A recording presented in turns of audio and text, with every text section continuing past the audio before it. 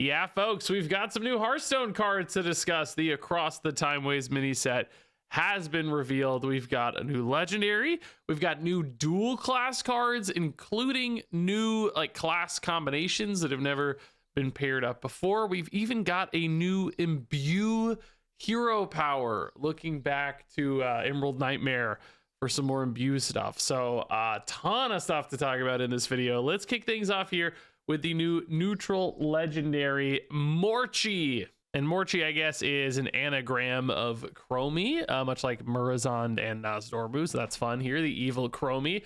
4 mana, 2/5. Your rewinds keep both potential outcomes.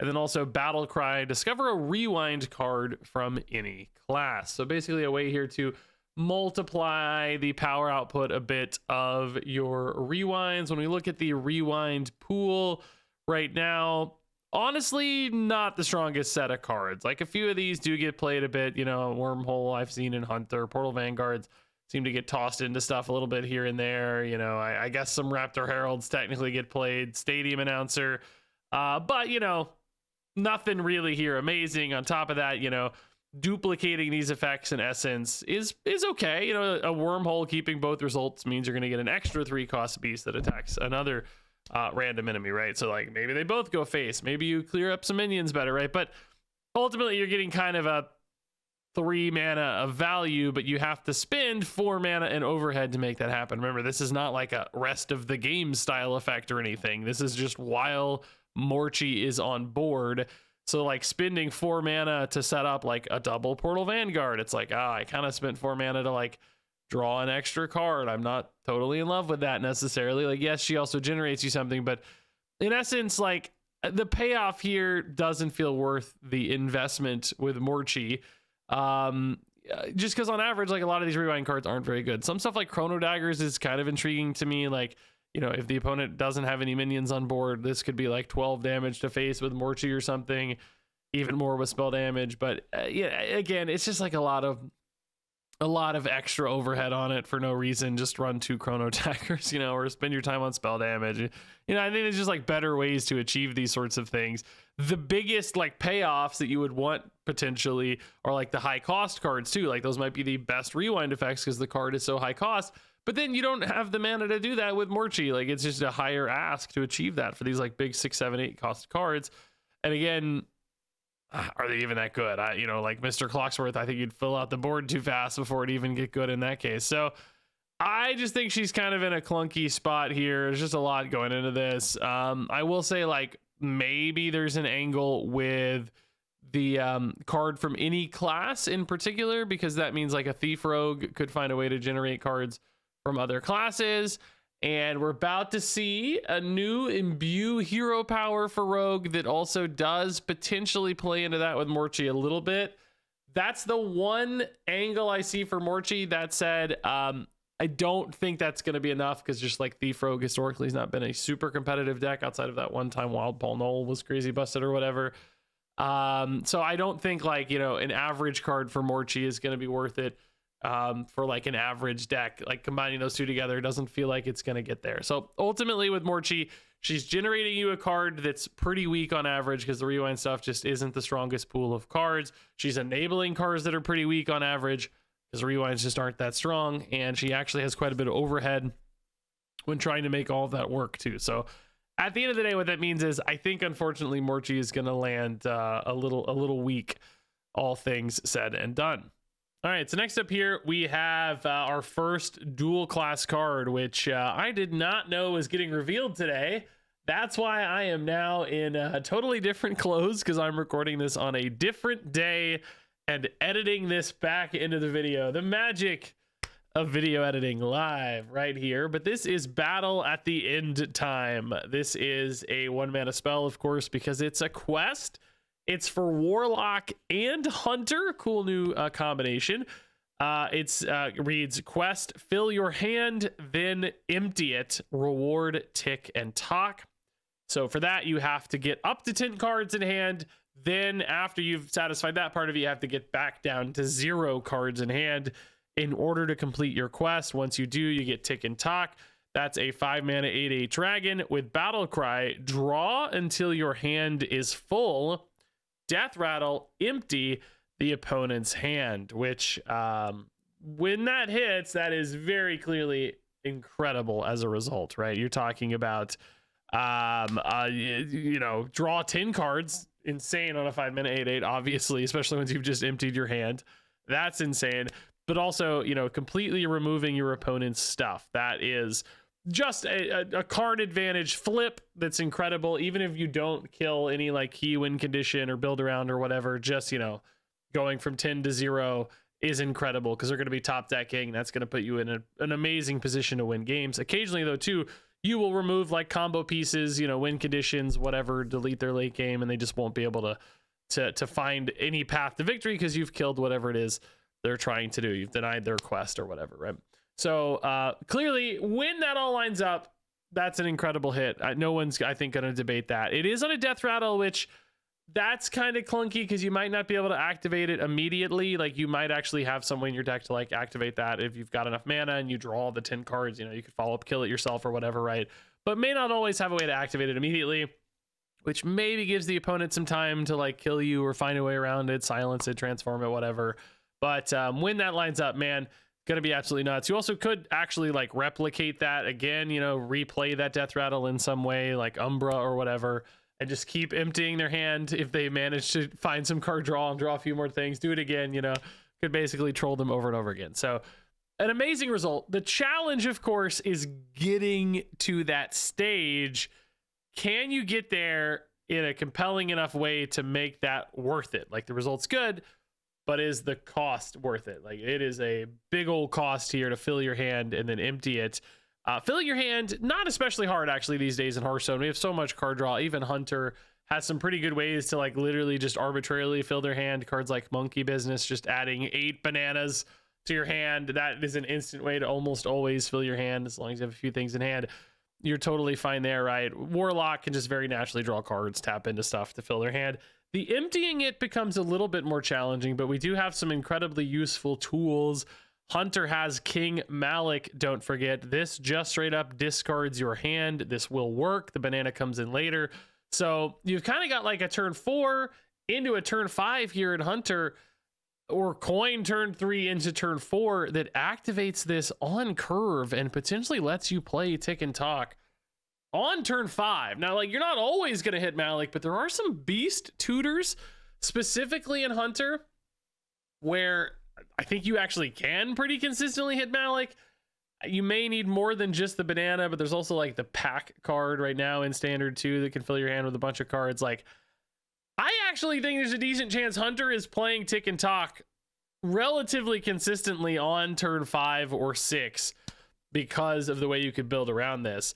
If that's fast enough to make this Death Rattle worth it, if the Death Rattle doesn't just get denied, removed, deleted or whatever, dang, I'm kind of tempted by that. I think that's actually sounds pretty reasonable. Warlock might have sort of a harder path to this. Like, I don't know if they have as many like all-in-one just obvious tools, but with discard historically in particular, with temporary cards, there are probably ways for Warlock to potentially empty their hand as well. I don't know if temporary cards are really that relevant, but I don't know. I don't see Warlock having the like discard your hand tool, but there might be things that come along later for Warlock with this one, but it's just not as obvious of a path right now. I think the emptying the hand would be a lot harder, minus just running a bunch of cheap things, maybe, going from there. But at least for Hunter, I don't think this is that crazy. I think the payoff is sometimes just going to outright win you games. The Death Rattle delay is a little nerve-wracking, right? But it's not that crazy. So I actually kind of see some promise on this. When I first looked at this, I was like, oh, this seems too much. Like, it seems too finicky. But like Hunter has just been designed for this, it seems like. And that suddenly makes me really, really intrigued. But there's another part of me, though, that says, like, there's no way Blizzard will let this be good. If it was actually good, it wouldn't, because it's like so toxic, right? Like discarding your opponent's hand is like, forget it, dude. That's so toxic. They'll never let that be good. So part of me wants to hedge just from like a game design standpoint. Like, there's no way they let this be good. So I don't know. I actually am kind of scared by this, though. I think this does indeed have some real promise. Now, that said, if there is a chance for Morchi, it might be with this right here, Rogue is getting a new Imbue hero power. We had Into the Emerald Dream introducing Imbue as a mechanic. Not every class got Imbue, but it looks like at least one is going to get Imbue back. It is Rogue, and there could be more too, by the way. We haven't seen all the cards. This is Blessing of the Bronze. It is going to be 1 mana, which is nice. It has Rewind. And remember, well, maybe don't remember, but note that Morchi does not say your rewind cards. It just says your rewinds. So, like, okay, a 1 mana hero power is pretty nice. Now, that said, again, too, right, like, it's not like you can hit this multiple times necessarily. It's like just Morchi and 1 hero power. It's still not like that compelling, but, you know, it's at least a cheap, nice rewind effect. And that gets you a random minion from another class. So good for Thief Rogue. And it costs 1 less. That 1 less is the number that will increment up when you imbue extra time. So, you know, you can play Eventuality here to imbue once, play it a second time to imbue again. There's some neutral imbues, and we're not actually going to see all of the Rogue cards today because of the way the dual class pairings work. We're going to see Rogue's other dual class pairing later, it seems. There might be another imbue given to Rogue through that. But, you know, you could easily get this up to like 6 mana and discounts, even with what we know right now, which getting a random minion that's discounted by 6, that's pretty sick, actually, right? And plays into the Thief Rogue stuff again, resummon them with tests. Now, of course, a random minion is not great. Like with Imbue Priest, getting to pick the card goes so far, particularly sometimes when it comes to like maximizing the discount, because sometimes you'll get offered like a 1-cost card and a 6-cost card, and the 6-cost card has been discounted to 0, which is way more compelling than the 1-cost card. But sometimes you're going to get a discount of 6 on Blessing of the Bronze, and it's going to randomly generate you a 1-cost card, and it will feel like your discount has been wasted. And, you know, getting to do this effectively once per turn means, you know, sometimes it's just going to be kind of a dead button that doesn't really generate you anything of value. So some real consistency concerns there. Like, yes, it can make some big plays. Yes, it can cheat out some crazy mana from time to time, I'm sure. But, like, can you build your deck around that? Can you invest such a big commitment of an Imbue package into your deck for sometimes a button that basically does nothing and maybe isn't even really all that compelling of a win condition other times? Like, 1 in 10 times this hits a home run. 9 in 10 times you strike out. maybe 2 out of 10 you're okay with the result or kind of happy. 7 out of 10 is a strikeout, and it's like, man, this is not a deck or a game plan necessarily. So Eventuality, of course, is going to be tied into the fate of Imbue because it is a 2-mana spell that deals 2 damage. No problem there, but not good enough to run independently, obviously.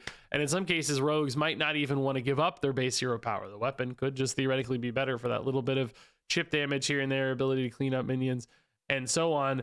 So, you know, I think 100% just tied to whether Imbue is good or not. I could maybe see a world where some rogues just toss these in as like a cheap way to do damage that then gives you kind of an infinite value button. But a lot of decks care about little infinite value stuff like that, where they just kind of grind out resources and so on. Rogue, historically not a class that does that. Rogue typically wants to push a game plan, wants to execute, wants to do something really busted and broken and cheesy. Rogue is not a class with like a lot of historical survivability or long-term game plans. So having an infinite value button is hard to work with if you can't stay alive infinitely, right? So I don't really think that's the saving grace for this card either. So unfortunately, as much fun as I'll have with this, because I love Thief Rogue stuff. We just played Thief Rogue as my most recent video. I'll have a ton of fun with this. I think it's really cool. I don't, unfortunately, though, think it's going to be a competitive package for Rogue. Now, moving on here, we're going to see our first dual class card. This is combining Rogue and Shaman, a fun combo here.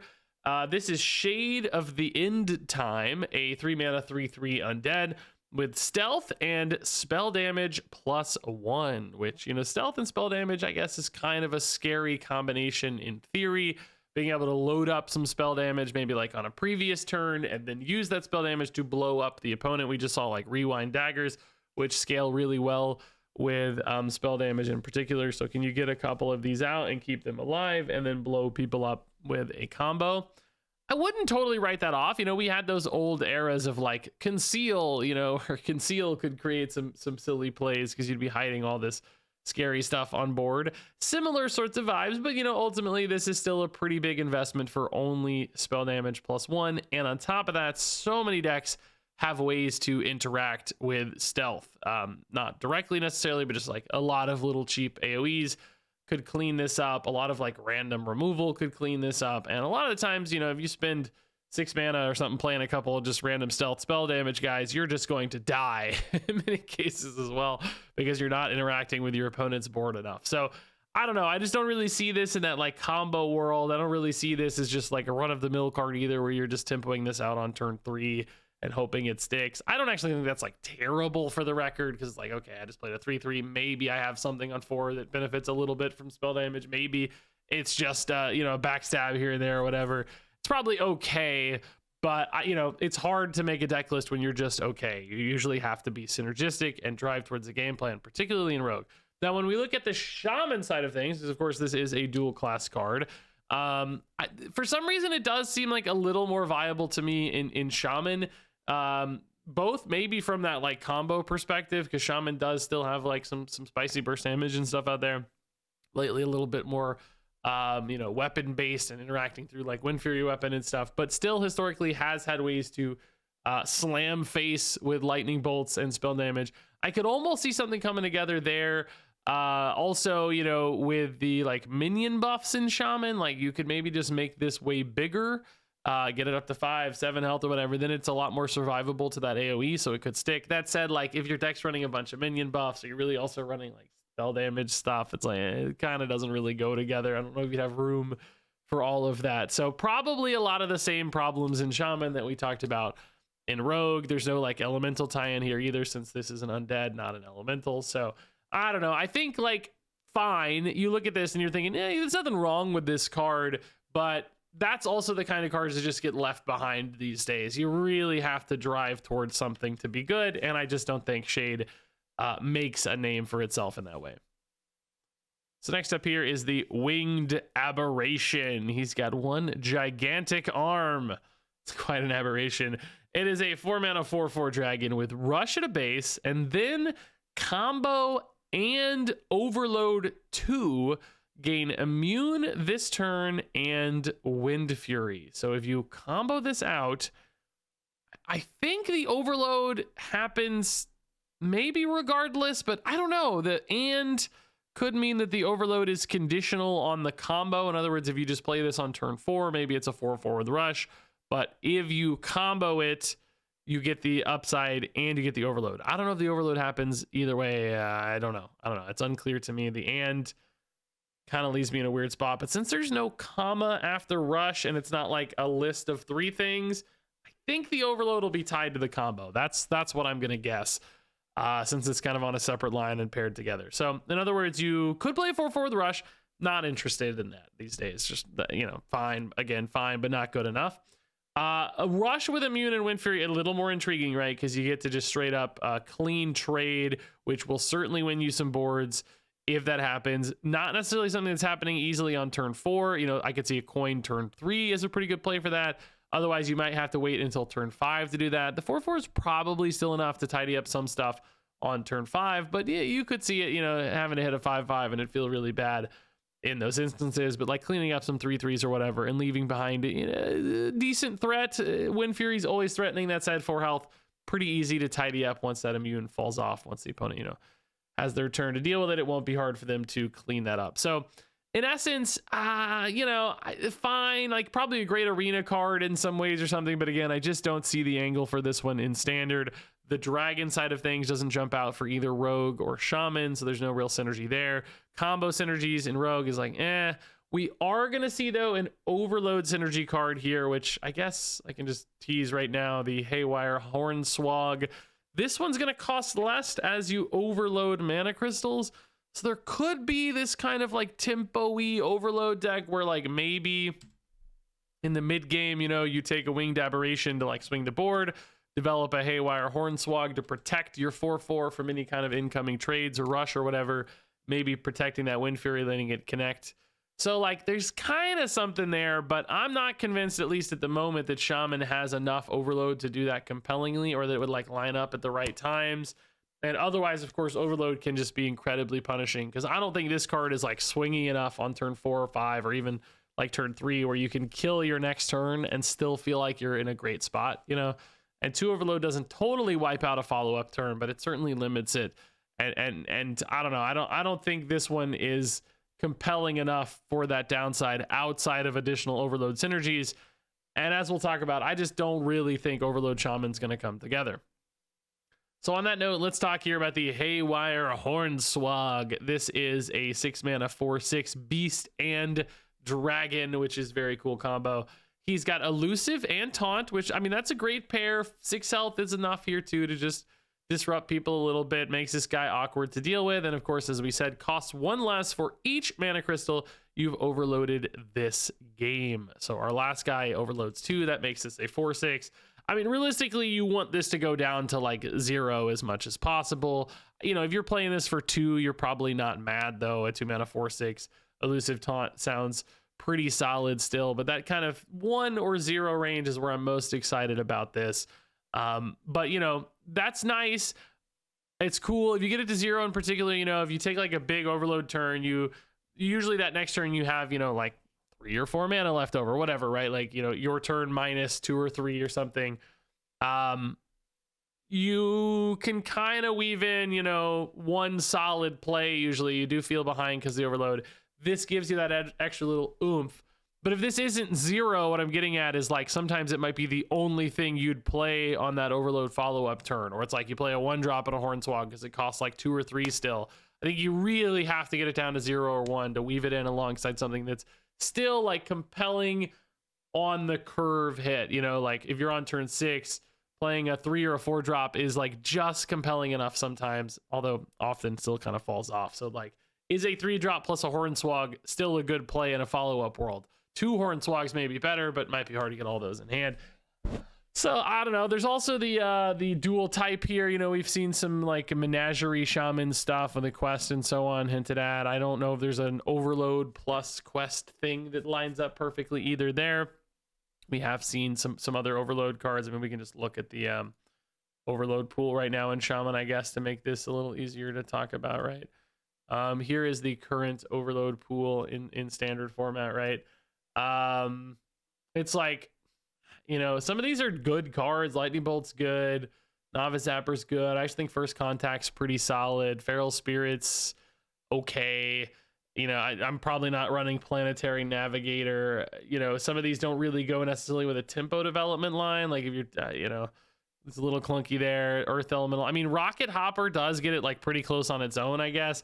But this is something where you're talking about maybe like turn 5 and then, you know, turn 6 is when you're hitting the guy. I could see a world where, you know, maybe you play like, I don't know, a couple little overloads early. You play this on 5 and immediately play it with your Haywire Hornswogg. Like that's a pretty solid turn because if this like takes a value trade, maybe it leaves behind a 10-5 that's hard for the opponent to interact with. Like this is probably the most compelling card just because it bakes in so much overload. But again, that same question is returning, right? Like where you go into turn 6, was that a big enough swing that you go into turn 6 with only 2 mana? Like, is that enough that you win the game, or can the opponent recover because you've basically skipped your turn 6, you know?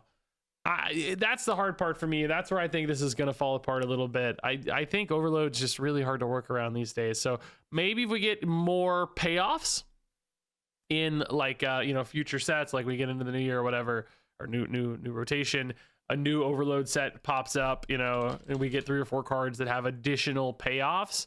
That's where I think things start to get more interesting. But as it stands right now, I don't think there's quite enough. So I guess what I'll say is like solid card, maybe down the road. I don't think it's nuts down the road. Solid down the road, probably still weak right now. So moving on to our next Shaman dual class combination. This is now with Priest, which is cool. A 4-mana spell here, 4 all time. Destroys all minions with 4 or less attack. And this one again is Overload 2. So Priest getting a way to deal with 4 attack minions. The old school Hearthstone players wouldn't know what to make of this. They've had a few throughout the years, but always kind of funny with the 4 stuff popping into Priest. Shaman is the excuse this time around, I guess. So another little overload card here. Again, I don't really think I love this one, you know, just from like a timing standpoint and like All the other cards kind of pushed me towards a tempo and bodies on board. This one's pushing you more back towards like a reactive game plan. So it doesn't really feel at odds with like, or feel in line with the Rock Hopper or the Winged Aberration, right? Feels like we're kind of going in a different direction here because of the Priest connection probably. So not maybe really an overload card that's compelling to me. As a removal card though, I do think this will have some great moments as a removal card. I think you go into turn 4 sometimes. You know, if you're a priest in particular, a control priest, like the opponent can just have a board of 3/3s and 1/1s and 2/2s and stuff that's gotten really scary already. You're probably willing to take a reset with 4 all time, even with the overload. You know, going into turn 5 with 3 mana is worth it if, you know, suddenly the opponent's going to kill you otherwise. Like, you know, those crazy aggressive like tokeny paladin boards and murlocs and stuff. Like, you just have to take those resets on occasion. So I think that'll be absolutely fine for a control priest. I think you could see one of these getting tossed into some control priest decks. Also just really good to exist in like the Imbue package for priests, you know, having that Imbue side of things. So I do think pretty solid control card. Shaman, we don't probably see as much of a home for that as like a pure control deck these days, but certainly the same sort of viability exists if a control shaman does pop up. So I don't really know if this is an overload enabler for me that's exciting, but as a control card, I actually think this looks pretty good. There are certainly metas that demand this kind of answer exactly out of control decks. All right, moving on here to the Voodoo Totem. Fun little dual class for Shaman and Priest. 2 mana, 0/4 totem. At the end of your turn, get a random shadow spell, which... I mean, I don't love it. There's no great way to put this one. I just don't love it. So random shadow spell, you know, is the entire pool of shadow spells, which in standard right now is an enormous pool, right? Like it's just like rogue and priest and warlock, like all the evil, you know, death knight, whatever, right? Like there's some cool results, there's some big stuff, but there's also just a lot of random junk you just do not need or want or care about, you know. Oh, I got a mortal coil, cool. Oh, I got a shadow step. I mean, yeah, I mean, well, shadow step might be cool sometimes, but you know, like, oh, I got a demonic studies, great. Right? Oh, I got a deadline that I can't use because it's temporary, great. Right? Like so many results. Oh, whoops, spoiler alert. So many results that you just do not care about, and you also just don't care about having a 2 mana 0/4 totem. So yeah, Totem Shaman could come back. Would they want this card? I don't think so, right? Shadow Shaman could show up, Shadow Priest, right? Like a few things, but would they want this card? I don't think so. I think the results are just way too varied. The body is way too weak. It is so low impact, so slow. The potential to get value over multiple turns does exist, but it's value that you just don't care about because it's so crazy and consistent. So ultimately, I think this card is actually quite bad. Now, this card, on the other hand, is not a bad card. I think this one's actually pretty solid. This is Wings of Eternity, 1 cost pre-spell. Discover a dragon from the past with a dark gift. Now, dragons from the past are definitely a bit of a mixed bag. There are some things that are pretty cool and some effects that are like generally pretty useful. That said, there's some stuff too you're just not really going to want. You're not going to care about Midnight Drake or Hungry Dragon or Hoarding Dragon or whatever, right? Some things just like have weird like little conditions or, you know, just generally aren't going to be as useful because you don't hit some part of it that you care about. But the good news is 2 things, right? Number 1 is Discover. So that allows you to pick something that kind of maybe fits a curve or a need or a gap in your hand or just the best thing, the highest quality thing, some sick legendary. And of course you have Dark Gifts. Dark Gifts are just good. We've seen Dark Gift cards get played a ton, like Discover and Give a Dark Gift is a great option so much of the time. Because Dark Gifts are the great equalizer, right? Like they just, you know, they fix problems, give you extra stats, extra upsides, and little combinations are really nice. Just getting charge here and there or whatever could be really good. So I think between those 2 aspects, the fact that you get to Discover and Dark Gift fixes basically the downsides of weak dragons from the past, which does mean this looks playable to me. Now, I not every deck's necessarily going to be able to toss this in because, you know, I think dragons are relatively high cost on average. Sometimes you are going to hit this and you're going to get offered like 3 8-cost dragons.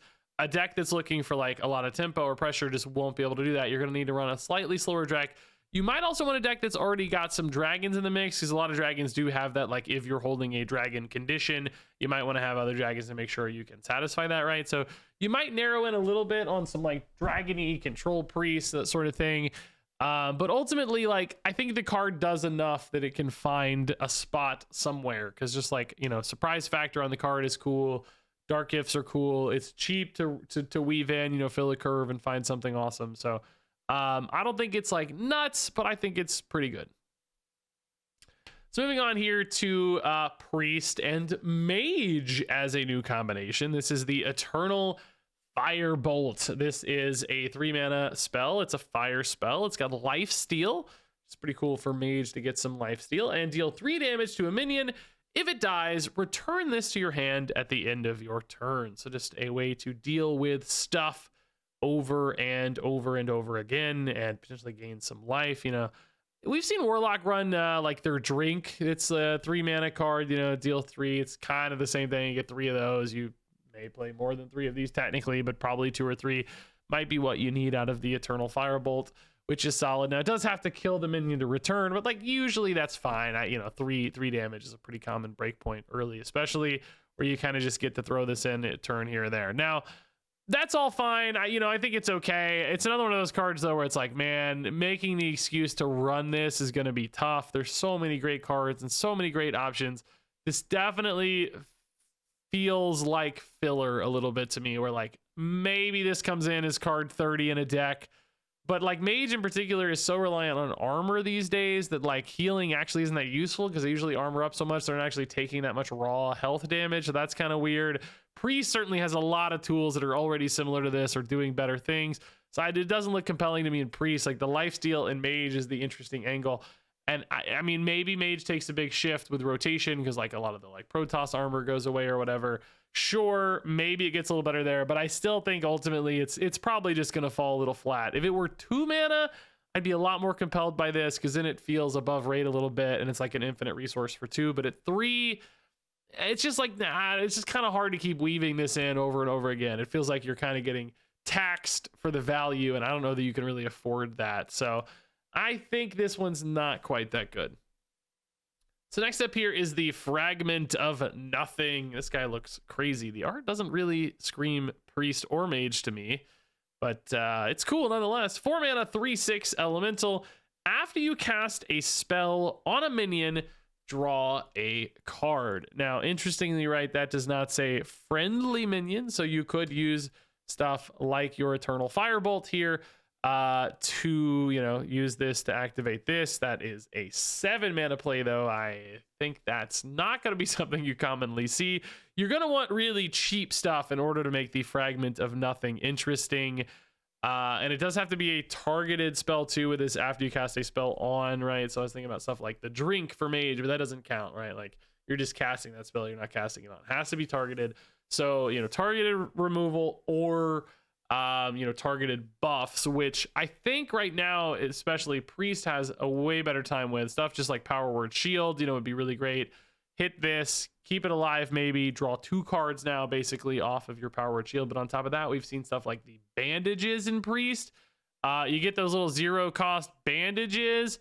Those actually become insane tools on the Fragment of Nothing, like 0 mana, draw a card. Like that's a pretty cool combo. Is a 2-card combo to draw a bunch of stuff worth it, or would you rather just run things and have more consistent payoffs? I don't know. I think if you have enough buffs, this starts to be worth it in Priest, even at 4 mana. Like enough cheap buffs, you like stack those in, could really start generating a big turn where you draw 3 or 4 things off this. Becomes almost like a little bit of a Gadgets and Auctioneer style play of old, where it's like, hey, I could have a turn where I'm, you know, maybe drawing 4 or 5 things, even on like 5, 6, 7 mana, you know, where it's just like this really big reload. So I don't know, man. I think also just like health buffs on this, we've seen with the health buff Priest, this could be the sort of thing you play on 4 and it actually sticks because it's got like 9 or 10 health and you pop off on turn 5 to draw a bunch of things. Elemental synergies also exist in Mage too. So, you know, I don't see much of a home for it in Mage as quite as much as I do in Priest, but nonetheless, I think it's actually kind of intriguing, man. I you know, if it were like a 3 mana 2/5, I would say this card's broken. 4 mana is just that threshold where it's like, is this almost too expensive? Maybe, but I actually think this could get there just because Priest does have so many cheap ways to utilize this. So then our final card here is for Mage. Again, this is Flames of Infinity. Now, this is not actually the final Mage card. I think we're going to see more tomorrow with its other dual class pair, so keep that in mind. But Flames of Infinity here is a 3-mana fire secret. When your enemy's turn ends, deal infinite damage to their highest health minion, which boy, like that could actually just be an OTK with some cards that exist. Like what's that masseuse, what's that brain masseuse or something? Like what's that card called? Yeah, the brain if your opponent has a brain masseuse out, whenever this minion takes damage, also deal that much to your hero. Man, if it's their highest health minion anyway, man, that would be fun. That's super cool. That's not going to happen often. There's that other old neutral card too, I think, similar effect. That's not going to happen very often or ever. So is this good in general circumstances where this is basically just a board clear on their biggest thing, or not board, a minion removal on their biggest thing? Like, I think it'll be fine when it's randomly generated. Like, yes, like spending 3 to remove a giant thing is probably worth it on average. Probably totally fine. You're going to be absolutely okay randomly generating this, playing it sometimes. You're like, yeah, I killed an 8/8, whatever. I'm really happy for 3 mana. That was a good exchange. As far as playing this in your actual deck, we just don't see secrets getting played, man. Even you know, if we got another big secret package for Mage, I don't really know that I would think this is the most compelling one or like the most interesting. Usually you want them to do like damage or disruption or, you know, just a minion removal that's a little bit under the control of your opponent as well, right? Because they can just play small stuff and waste this, save the big thing for later. I just don't think that's very compelling. So like secrets for 3 just don't seem like they hold up in the modern era of Hearthstone. It would need a crazy amount of help to be a compelling card to actually run. But again, fine to exist in the pool. Nothing wrong with this one, and could certainly result in some pretty hilarious moments as soon as a brain masseuse hits the board. All right, so now for our real final card, which I also didn't know this one was coming quite yet. Had to sneak this one into the review. It's Hand of Infinity for Paladin, a 3-mana 4/2 weapon. This one can't attack heroes, but has a battle cry. Set this weapon's attack to infinity this turn. We've had all these like infinite cards lately going to infinity attack or whatever, and that means you can basically clear anything on turn 3 if you want to attack into it. Or this rolls into a 4/2 weapon, still lets you clear a lot of things probably the turn after, but you're admittedly not doing damage. You know, if there were some way to like silence the weapon, you'd also be silencing the enchantment on the attack or whatever. So hard to cheese this into a way to hit face for infinite, other than what we already talked about with the mage secret. You know, they play a brain masseuse or whatever. Maybe you're good to go. But there is another combo here I want to talk about. Bloodsail Raider is in standard format right now. You can give this infinite attack, I guess, right? It gains the attack. So this gains infinite +2 attack, I think, right? That's 5-mana combo. And then you got Dissolving Ooze. You can just eat the Bloodsail Raider and have an infinite attack buff in your hand. The way the infinite is coded into the game now, I think this will work. Then you just need any charge minion or any minion that just sticks and attacks, you know, like anything that can ever attack face suddenly now gets to deal infinite damage. Like, is that legit? It's not a deck necessarily, but like, can you toss a little like 3 to 5 card package in a deck, 6 card, whatever, and like make it a secondary win condition or something? Just run a bunch of like sticky divine shields, a charge here or there. I don't know how many actual charges are available to Paladin, but surely there's something, right? I know charge is harder, but there's like dark gifts that can give you charge. There's got to be a few things, right? Does Paladin have charge? Paladin itself doesn't have charge. Does neutral have charge? Yeah, there's still Dread Deserter, but that one's a little hard to work with. There's nothing like super obvious, but like any minion sticking, becoming an infinite threat, any dark gift, like there's got to be some ways to turn that into something scary. So I don't know, that might just be like too limiting, like too narrow, too specific to add in as a little package, but I also wouldn't write it off because it's kind of scary. Outside of exactly that, I do think this card's kind of weak. I don't know, something that just like cleans up minions doesn't really feel worth it to me.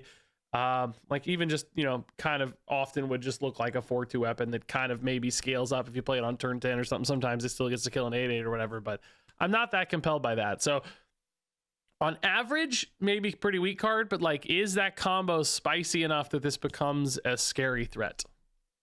So all that said, let's go ahead and rate these cards from 1 to 5 stars. Morchi is a 2-star card. Eventuality is a 2-star card.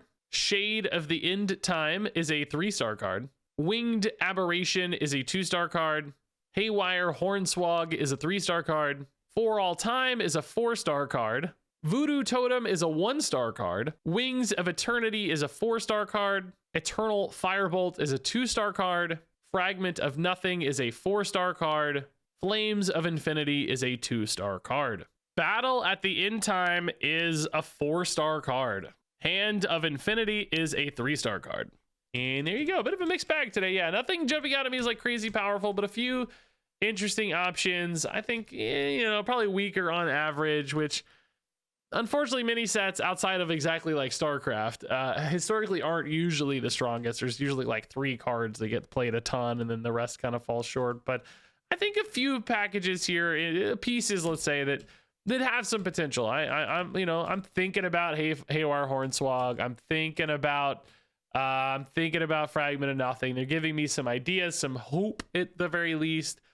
Are they really, you know, 4-star card? Nah, maybe you could remove a star off these and not feel too guilty, but we got to give some hope to them, you know. I'm not sure there's actually a 4-star card in the bunch here, but we got to have a little hope that these can find a home. So nonetheless, pretty fun designs. Lots more to come, I think, over the next few days. So stay tuned for more Across the Timeways Mini-Set card reviews. Share your thoughts down below. Thanks so much for watching, and until next time, game on.